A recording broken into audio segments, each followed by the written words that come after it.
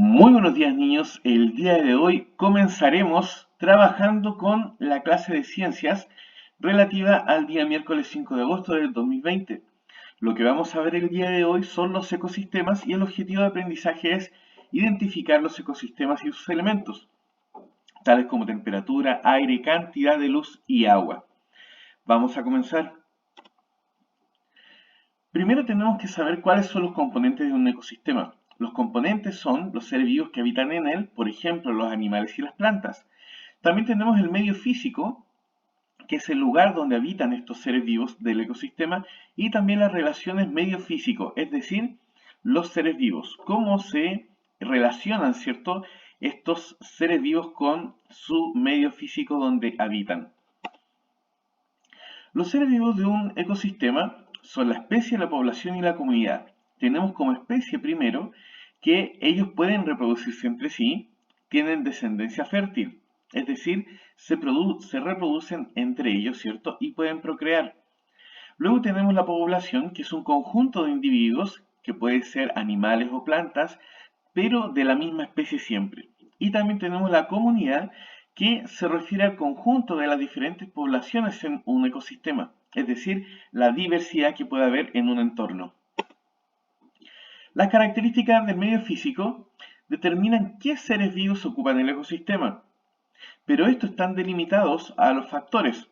Por ejemplo, tenemos dentro de esos factores la temperatura, que es común a medios terrestres y acuáticos. Tenemos el ecosistema acuático dentro de estos factores, los que son el agua, que es el componente principal, ¿cierto? Y dentro de este ecosistema acuático también tenemos factores que son la profundidad, la transparencia, el oxígeno, ¿cierto?, disuelto dentro de este medio, el oleaje, también tenemos las corrientes.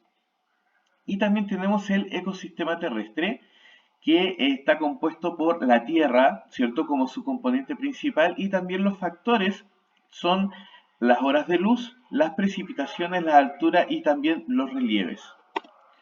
Las relaciones en el ecosistema están determinadas también por factores, pero que se relacionan entre sí. Primero tenemos las relaciones intraespecíficas, que son las relaciones entre los seres de la misma especie. Y también tenemos las relaciones interespecíficas, que son las relaciones que tienen los seres de distinta especie. Por ejemplo, dentro de estas relaciones interespecíficas, tenemos la relación alimentaria, que es cuando una especie se alimenta de otra especie diferente, y también tenemos las relaciones de distintas especies, pero no alimentarias. Esto significa que uno de ellos, ¿cierto?, es beneficiado por el otro sin necesidad de constituir alimento una especie para la otra. Podemos ver, ¿cierto?, en el ejemplo un pajarito que tiene relación con otra especie que es la especie vegetal, donde él hace, ¿cierto?, su nido en una rama de un árbol y no necesariamente tiene que referirse a alimentación, ¿cierto?, de una especie a otra, sino que puede ser la relación en beneficio directamente y simplemente. Tenemos las cadenas alimentarias. Una cadena alimentaria es una representación de las relaciones alimentarias entre distintos seres vivos. Tenemos diferentes eslabones, ¿cierto?, dentro de esta cadena. El primer eslabón corresponde a lo que son las plantas y le vamos a llamar productores. Estos productores son seres vivos capaces de elaborar su propio alimento. Tenemos, por ejemplo, las plantas, que son los creadores de su alimento, ¿cierto?, a través de la fotosíntesis. Tenemos también el segundo eslabón, que son los herbívoros, y le vamos a llamar consumidores primarios.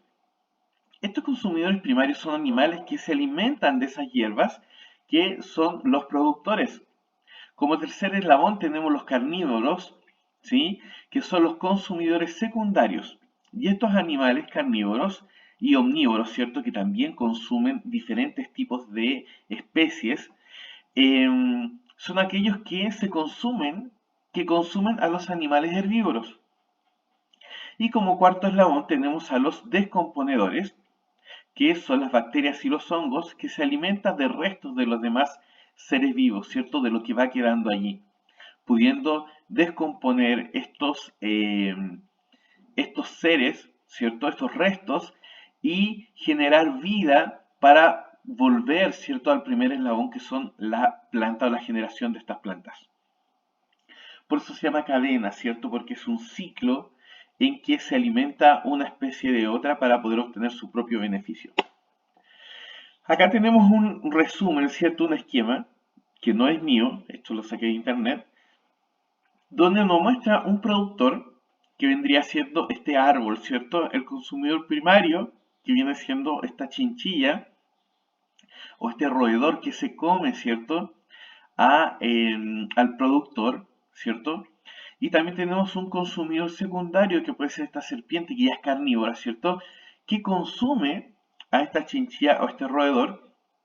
Y como consumidor terciario tenemos a esta águila que va en busca de los restos, ¿cierto? De los alimentos, lo que va quedando, ¿cierto? O aquellos animales que están en el desierto, por ejemplo, o en el bosque, y va y los caza. Tenemos los tipos de ecosistema. Dentro de ellos tenemos los naturales y los humanizados. Los naturales son aquellos que no han sido modificados por el hombre. Son terrestres y acuáticos. No podemos hablar, ¿cierto?, de ecosistemas celestiales, por ejemplo, porque el ser humano no ha modificado aún, ni tampoco podemos ver, ¿cierto?, animales que vivan de manera permanente en el aire. No viven ahí, por ejemplo, los pájaros, ¿sí? Es su medio por donde transitan, pero no hay un lugar donde hagan su hábitat, ¿cierto? En el cielo, ¿sí? Propiamente tal. Por lo tanto, solamente tenemos los ecosistemas que son terrestres y acuáticos, y también tenemos los ecosistemas humanizados. Estos han sido modificados por el hombre y se caracterizan por la presencia de construcciones, de cultivos, de animales domésticos también, de carreteras, etc. Los ecosistemas naturales, primero, los terrestres, tenemos la selva, los bosques templados y la sabana. La selva se caracteriza por tener temperaturas altas, por precipitaciones muy abundantes, significa que llueve mucho, mucho, y por tener plantas densas, ¿cierto? Como los bosques, árboles muy altos, ¿cierto? Y una gran variedad de animales. Dentro de lo que es el bosque templado, tenemos temperaturas frías en inviernos y temperaturas suaves en verano. Tenemos precipitaciones moderadas, plantas, ¿cierto?, que abundan como los árboles de hoja caduca y animales migratorios. Y dentro de lo que es la sabana tenemos temperaturas altas de día y bajas de noche, precipitaciones muy escasas y en la estación donde se producen estas precipitaciones se producen con lluvias torrenciales. Existen plantas, ¿cierto?, como las hierbas y árboles aislados y animales grandes, herbívoros y carnívoros. Dentro de lo que podríamos, ¿cierto?, mencionar, nos damos cuenta que cada uno de ellos tiene diferentes tipos de temperatura. Es decir, la temperatura caracteriza, ¿cierto?, de manera principal a cada uno de estos tipos de ecosistemas. Tenemos el desierto frío como otro tipo de ecosistema donde la temperatura es muy baja, ¿cierto? Las precipitaciones son muy poquitas y generalmente hay nieve. Hay poquitas plantas, muy poca vegetación, y los animales tienen una capa gruesa que los protege del frío. Hay un desierto cálido, ¿cierto?, que corresponde a otro ecosistema, donde las temperaturas son muy altas de días y muy bajas de noche. Existen las precipitaciones, pero muy poquitas, muy poquititas. Hay muy poca vegetación, ¿cierto? Y hay muy pocos animales también, producto de que hay poca vegetación. Si no hay vegetación, no tienen dónde comer, ¿cierto? Entonces lo que sucede es que los animales migran a otro lugar o simplemente no existen en el desierto cálido. Tenemos acá una representación de cada uno de estos ecosistemas naturales terrestres que acabamos de ver. Tenemos primero la selva, luego los bosques templados, la sabana, el desierto frío y el desierto cálido. Muchos de estos ecosistemas en Chile están presentes, no así la sabana, pero sí la gran cantidad de ellos. Tenemos dentro de los ecosistemas naturales los acuáticos. Las características es que ellos producen algas y plantas acuáticas. Recordemos que las algas son un gran productor de oxígeno, ¿cierto? Para nuestra respiración, ¿cierto? Y para el funcionamiento de lo que son los pulmones, tanto de los animales, ¿cierto? Las plantas como los seres humanos también. Los factores de estos ecosistemas acuáticos son la cantidad de sal, el oxígeno disuelto en el agua y también la temperatura. Existen también los ecosistemas de agua dulce, por ejemplo los ríos que tienen corrientes continuas de agua dulce y también los lagos que son masas de agua dulce que quizás no están en constante movimiento, pero sí abunda el agua de gran manera. Y tenemos el ecosistema de agua salada como los mares y los océanos. Tenemos los ecosistemas también humanizados. Estos ecosistemas son originados por el ser humano. Las características son sus construcciones, por ejemplo, las casas, carreteras. También existen terrenos de cultivos y rebaños de animales domésticos, por ejemplo, las ovejas, ¿cierto? Los caballos de cordillera, los montes, ¿cierto? Las cabras también. Los tipos donde podemos encontrar estos ecosistemas son ciudades y pueblos y cultivos. Dentro de las ciudades y pueblos tenemos los edificios, las carreteras, los seres humanos y los animales domésticos. Y entre los cultivos tenemos una sola especie vegetal y se usan riegos y plásticos. También tenemos los prados donde puede pastar el ganado, es decir, ellos pueden obtener su comida. Y también tenemos las dehesas, que son los bosques con algunos árboles talados.